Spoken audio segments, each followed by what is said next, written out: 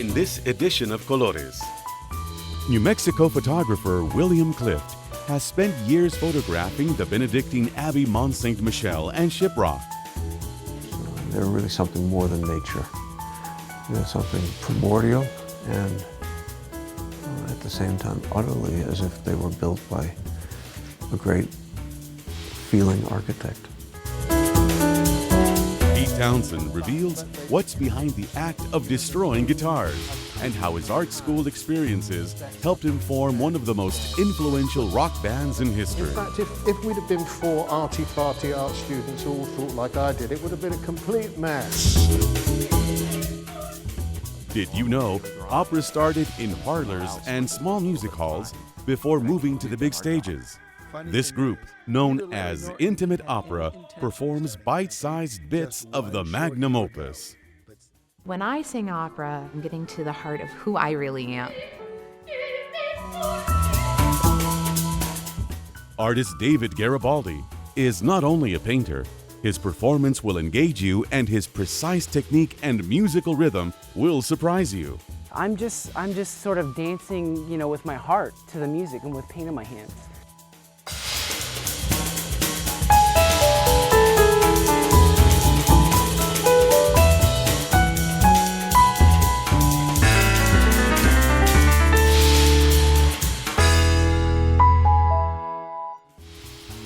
This program is made possible in part by New Mexico Arts, a division of the Department of Cultural Affairs, and the National Endowment for the Arts.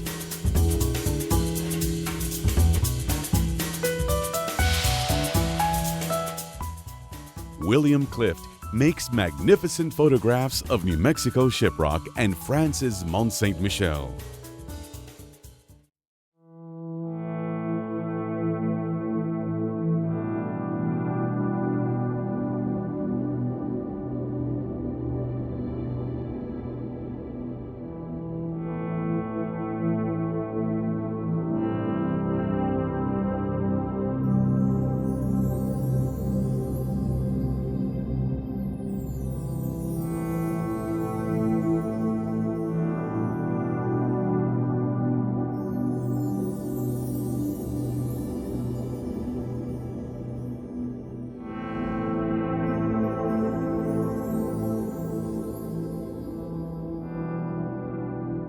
My grandmother gave me a little darkroom kit from Kodak that was like 10 bucks.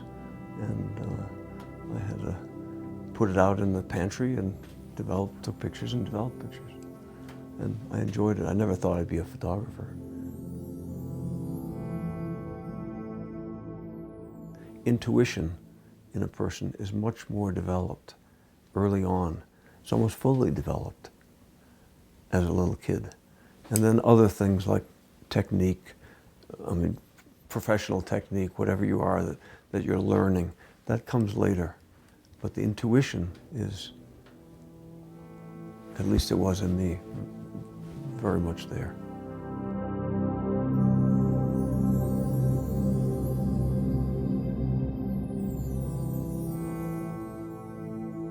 People ask questions sometimes, what do you do with writer's block? I say, I take my body and I put a camera on it and I go out and take pictures. That's what I do with writer's block, with taking pictures block. I don't worry about the intuition, I just start working. You can trust in work that something will emerge by loving what you do.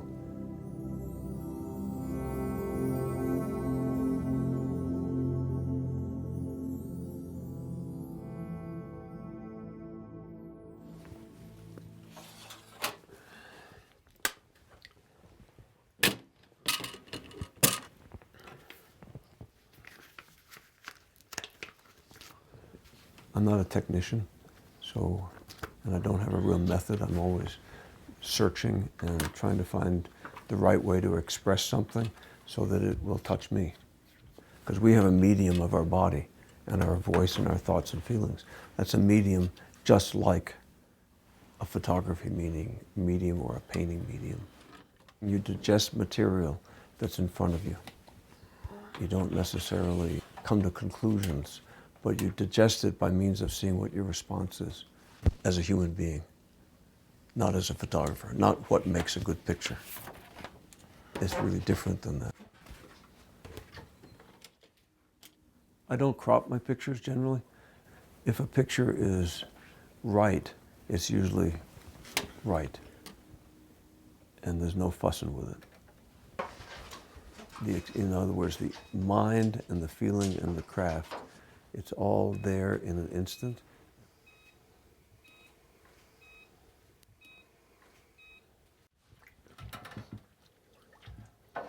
If I try to go out to make a landscape that somebody will like, it's deader than a doornail. I have to get something out of it for myself internally.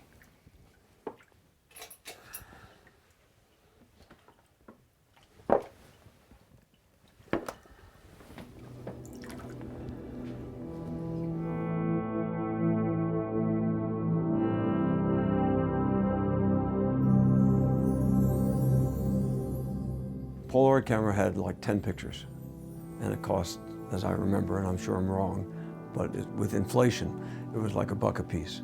I was a little kid, 10 years old, 11 years old. $1 a piece. You don't take many pictures.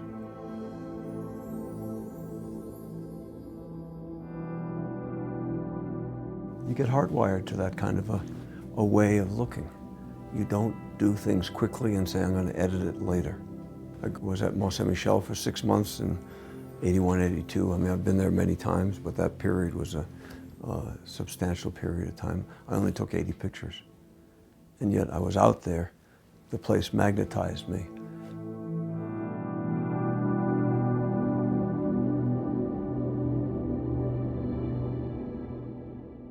After 40 years, that's not photographing all 40 years. I just had a mess of pictures that I liked, and some I didn't even know that I liked, but that I liked eventually. You know, negatives I took in the 70s that I never printed. That's a question of the intuition being way ahead of the mind in a certain way.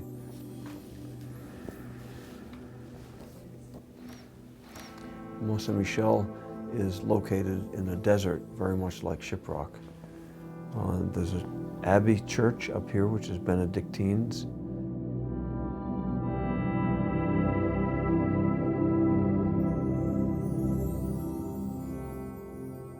So there are monks at Mont Saint-Michel. It's a religious place, and it's as if there is a row of monks on that wall, and they're standing. And on the left, that's what their aim is to aspire to something higher. I developed a relationship with those forms and started to understand them by means of taking pictures and relating to them in that way. You know, I started out by taking very plain, documentary, in a sense, pictures, but that process gradually develops in its own time.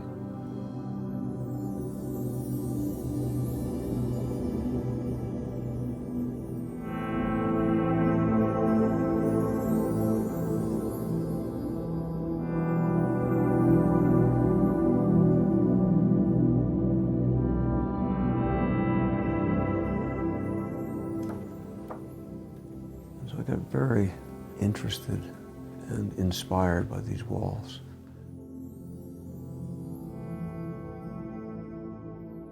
So they're really something more than nature. They're something primordial and at the same time utterly as if they were built by a great feeling architect. The picture, for me, it's like Bonnie and Clyde's car. The reason I like the picture actually is the sky. The print of it is very pearly. It looks like something actually out of an oyster. That's what draws me. And I like the rest too, but it's sort of like it's supporting the sky.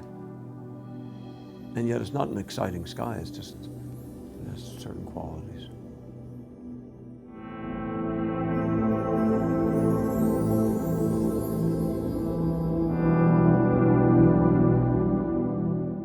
I don't have any message that I intend in pictures. I'm not trying to tell anybody anything. I'm only saying, look, take a look. see what you see. And if you take a look, I do believe that something will be given. It's work and it's looking. And it's being interested and it's loving.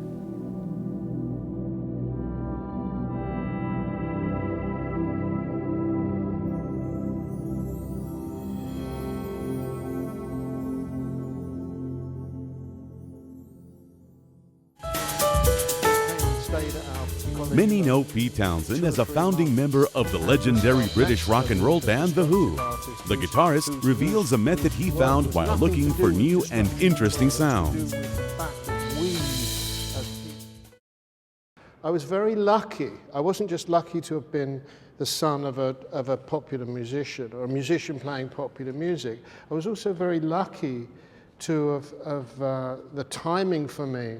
When if I'd have moved into music professionally before I went to art school, I would have missed one of the most extraordinary art school courses that the UK ever produced, which was called the Basic Course, and it was revised by this extraordinary man called Roy Ascott, with two other guys, Harold Cohen, who was a computer visionary as an artist, and his brother Bernard, who went on to be the head at the Slade, the finest art school in Britain, and young painters from Cornwall and lecturers brought in like Larry Rivers came and stayed at our college for 2 or 3 months, and Gustav Metzger, the auto-destructive artist, whose work was nothing to do with destruction at all. It was to do with the fact that we as people were destroying our environment. No, we were destroying nature and calling it an environment. And as an artist, what you had was the duty to reflect that destruction.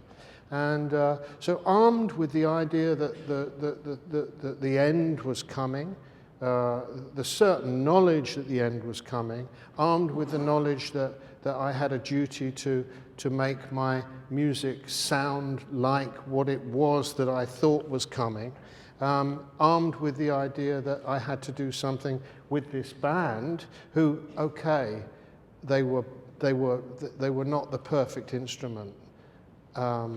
I didn't feel they were at the time, but they became so. You know, The Who, I couldn't have had better men beside me. I couldn't have, you know.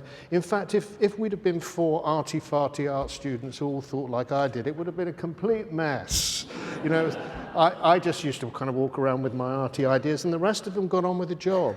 You know, Roger often talks about the fact that he used to have to come round and dig me out of bed, you know, but to go to shows, because I was a deep thinker. I listened to you know to R&B records, but that moment of uniting what had happened, what I'd been taught at art school, and suddenly realizing that this little band that I was in, this little R&B band, we were just one of the bands around at the time in West London, had this potential to make this extraordinary noise. And Roger, as a singer, is quite interesting, because his 2 of the singers that he loved the most, one was Howling Wolf, who howled like a wolf. Whoa! Smokestack lightning, you know, like that.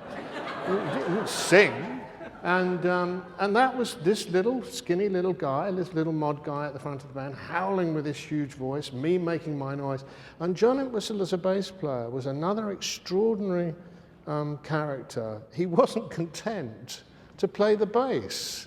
He wanted it to be more. He wanted it to be like a huge organ, and had these special strings made that didn't go boom, they went twang, and would bang away. And Keith Moon, of course, we all know about this incredibly expressive, fluid, almost orchestral drummer. He didn't play boom, ba, boom, ba, boom, ba, like most R&B drummers did. He'd go boom, boom, boom. You know, it was all kind of like orchestral drumming. It was decorative. And So when I'm standing there,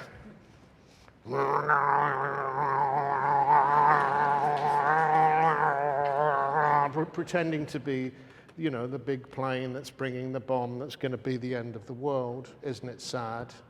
You know, don't look at my nose, it's coming. Around me, there's Roger going, John Entwistle banging away, making a noise like 5 or 6, you know, huge theatre organs all playing at once. And Keith making this, you know, incredible kind of, almost like timpani and cymbals and, you know, not like the normal kind of music that other bands were making. It was bedlam in a sense. And it was perfect for the artistic statement that I wanted to make. The genealogy of the destruction of the guitars comes comes out of that thing of thinking after a while that this isn't enough, and that what I have to do is I have to make some new sounds. And I start banging the guitar around, and that becomes very, very interesting. The guitar I was using in these early days was a Rickenbacker. It's a very light-built guitar. It's very delicate and thin wood and very vibrant. And it's a semi-acoustic guitar, so it would feed back easily and make this incredibly extraordinary sound. But then I would bang it in the amplifier, and as I did so, it kind of go boing, crash, and then scrape the strings, and that would make another sound of the scraping the strings up and down the mic stand. And I imagined that when I I hit the guitar on the ground, or bounced the guitar on the ground, or bashed it on a ceiling, or whatever, that it would make an interesting sound. And it did. And it was also, you know, I looked pretty cool doing it as well. Opera is taken back to its roots by the group Intimate Opera, who remind us that opera can be enjoyed up close and personal. Intimate opera is an effort to get opera out of its box, to get it out of what everyone thinks of opera. I have to take out my fur, or I have to take out my suit or my tux, and I have to go to the opera, and it's always in a foreign language, and I don't understand any of it. Okay, I admit it. I too have fallen prey to the various misconceptions about opera, the first of which is that it was never intended to be seen up close and personal. Not so, says the group who calls itself Intimate Opera. Opera originated basically in someone's living room. It involved composers who were trying to come up with something different and new, and they would get together and talk about music theory and art and drama, and they would talk about these things and decided, well, we're going to create it. With scores about love and remorse, comedy and tragedy, opera soon outgrew its origins, and it stands to reason that no art form could be handed down for centuries without something fundamentally grand providing the underpinnings. Of course, it's the music. When I sing opera, I'm getting to the heart of who I really am. The voice that I was given, the gift that I have, is the voice that I sing with. If we can take someone away from the normal daily grind and put them somewhere else for just a little bit of time, then I think that we've done our job. Funny thing is, neither Larry nor Amy had any intention of starting a company just one short year ago. But since then, Intimate Opera has been playing to enthusiastic crowds who found the bite-sized bits of magnum opus quite to their liking. If your goal is to try to get someone to love reading, you're not going to throw War and Peace at them. You're going to start them off easily. We're just offering them a sampling of something that they might like, and if they like it, then they'll come back for something different. Opera isn't something to be scared of. It's something that everyone can love and have fun with, and not everyone dies. Up next, see what happens when David Garibaldi goes with the flow of the music and dances with paint in his hands.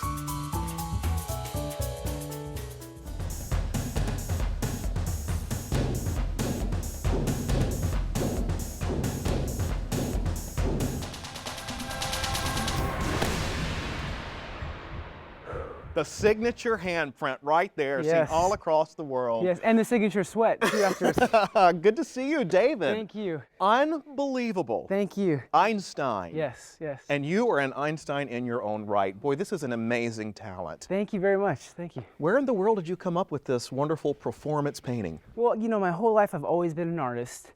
I've always been into music and dance, and it wasn't until I saw the work of Denny Dent, the father of this performance painting, you know, I thought I was inspired and I wanted to take on this art form.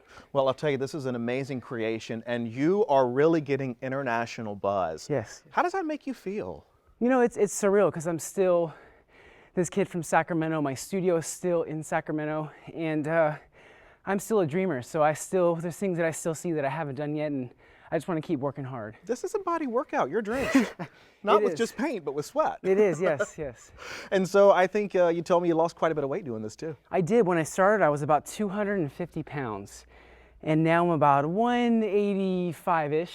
And, you know, and a lot of it has to do with, you know, eating better, but really wanting to if I really wanted to take this serious, I also had to get healthier for it as well, so. You also did a nationwide tour with Blue Man Group. You were the opening act with this performance painting. Correct. Yeah, I was the opening act for their arena tour, and it was an incredible experience, and they are a fun group to travel with.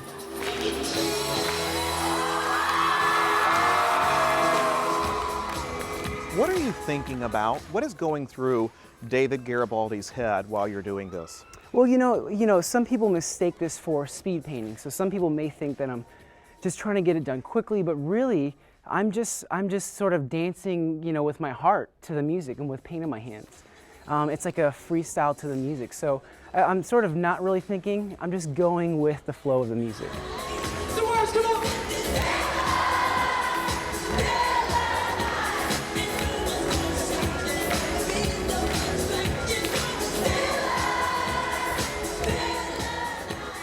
It is honestly shocking that you do this with just such blind vision. Yeah. I mean, you know, a lot of it has to do with preparation too. You know, preparing for a moment with anything. You know, whether you go to school to study for the moment. You know, if you're going to be a doctor, you want to be able to make sure you're ready for the moment to perform surgery, or even just give a shot on someone. For me, it's about performing and you know, engaging people in the performance. So it's just a matter of preparing and taking it serious. How does this inspire you? You know, what inspires me is seeing how it benefits and inspires others. Because, you know, how much money we've been able to raise for charities, nonprofit organizations. Because you donate your works for? Correct, yeah, for, you know, everything from Special Olympics to Easter Seals and California Police Youth Charities, you know, and the list goes on. But also even, you know, going to high schools, universities, and using it as a platform to speak and tell my story as well. So seeing them inspired keeps me going and knowing there's so many other people that need to be touched through this. Well, you know, part of your story is that you started doing this when you didn't have a job. I was painting very fast, but as fast as I was learning how to paint, I was going broke at light speed. I had to start selling these paintings fast. I started doing this when I didn't have a job. I was gonna lose my apartment, and my car literally got repossessed. And I thought, you know, this creativity that lives inside of me, you know, that's not gonna fire me. You know, the creativity's there, it's free. So I went to places where people were into art and music. Started painting live at jazz clubs, at nightclubs. I'd walk up, convince the bouncer to let me in, I'd set up, and I would create these paintings and I would sell them each night, but it had to be bigger. So I literally started putting it to work, and that's when everything changed. Beautifully said. And now your wife is your manager, your brother is here working with you as well. It's become a family business. So. Now, what is it that you want people to know about you? Because you told me that one of your goals is to inspire. So what is it you want people to know about your inspiration? You know what I do, I'm a performance painter, but like I said, I see this as a platform, and to know that not only do I want people to be entertained, but also to benefit and be inspired by what I do. So whether my story can reach you, or whether, you know, we can raise funds for charities and nonprofit organizations, that's really the ultimate goal out of all of this. Well, and that is the best thing when you use art for a higher power. We have definitely been inspired and entertained by you today, David. Thank you very much. I'll let you get back to your brushes and your amazing Thank work, you. what you like to do the best. I will. All right. Thank you. Thank you. Next time on Colores. And this is the device. Pioneers of video art. Santa Fe Stena and Woody Vasulka take us into their world. You know, it's no fun to go and say, today I'm going to make a masterpiece. That is of no interest to me.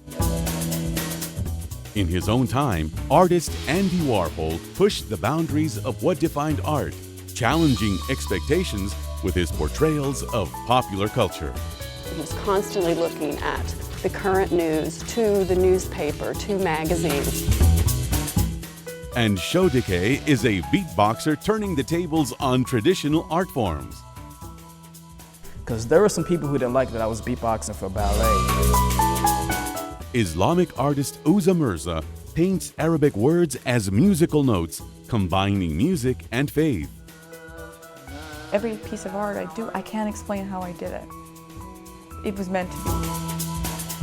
Photographer A.D. Wheeler has found art in the decay of urban landscapes. I got bored of shooting the normal everyday stuff. Until next time, thank you for watching.